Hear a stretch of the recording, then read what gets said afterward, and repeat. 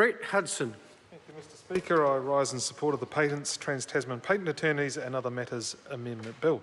And as has been canvassed across both sides of the House to date, this bill will do three things in main. Amendment to the grounds on which person can oppose the grant of a patent under the Patents Act 2013.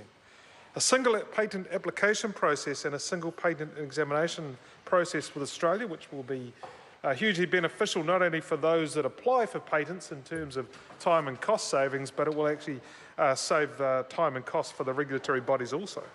And a joint registration with regime with Australia for patent attorneys, something which is manifestly to the benefit of patent attorneys in New Zealand, which is quite a small, highly specialised profession over here, one which is quite considerably larger in Australia, and it makes a great deal of sense where it is possible, and was determined some time ago that it should be, makes a great deal of sense to adopt a single registration regime. In fact, a bit broader than just a registration regime.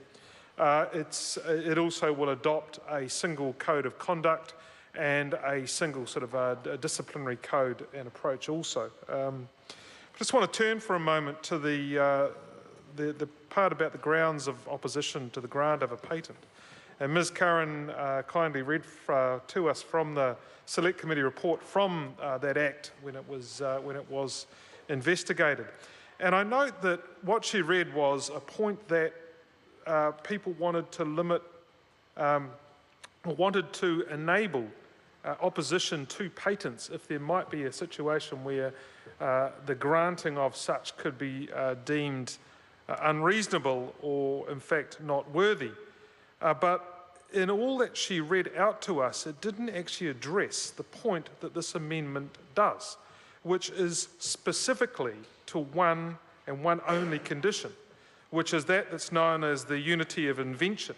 So if we go back to the Patents Act of 1953, there was nothing in that Act that prevented someone making a single patent application for perhaps a new product or a new method which might in fact have more than a single invention within it.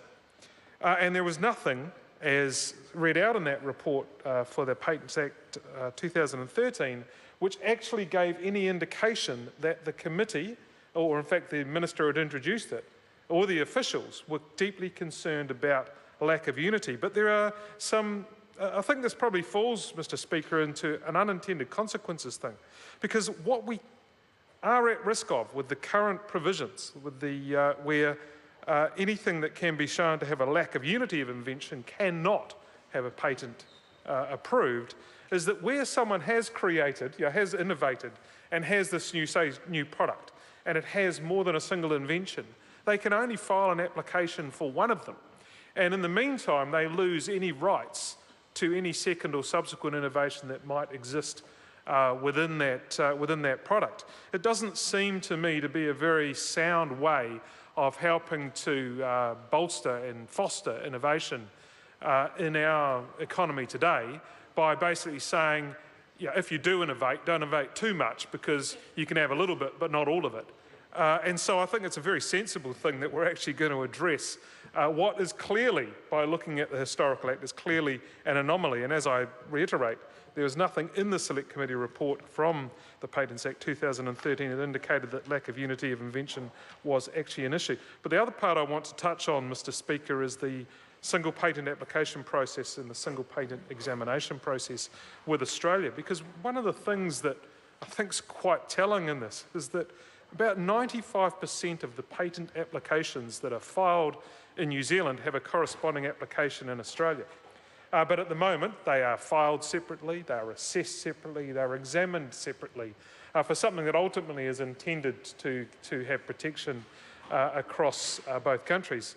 So bringing them together is a sensible part of a single market patents program. The approach that's planned seems to me very pragmatic. You file one application in a portal in either country, and that creates a separate application in the other, but you have a single fee, you have a single examination, or you can submit for a single examination, which quite frankly is going to reduce time and cost not only for the applicant, who we should be most concerned about, but it will also save time and cost for those that assess the applications. So I think this is a very sound bill. I think it will go some way to providing sound regulation, but that which is also both time and cost effective, and I commend the bill to the House. Call Gareth Hughes. Kia ora, Mr Speaker. Kia ora. Ngā mihi nui kia koutou. Kia ora. First, I'd like to start by welcoming MPs